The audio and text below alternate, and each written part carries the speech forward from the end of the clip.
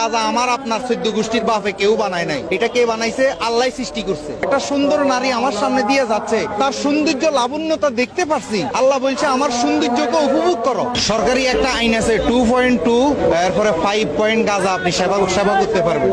আর আল্লাহ পাক রব্বুল আলামিন সূরা আর রহমানের মধ্যে বলে ফাবিআইয়া আলাই রাব্বিকুমা তুকাজ্জিবান, তুমি কোন নিয়ামতকে অস্বীকার করবা? গাঁজা আমার আপনার 14 গোষ্ঠীর বাপে কেউ বানায় নাই। এটা কে বানাইছে? আল্লাহ সৃষ্টি করছে। আল্লাহ সৃষ্টি করছে। এখন আমাদের কিছু পাগল আছে, এরা লিমিট খরচ করে ফেলে।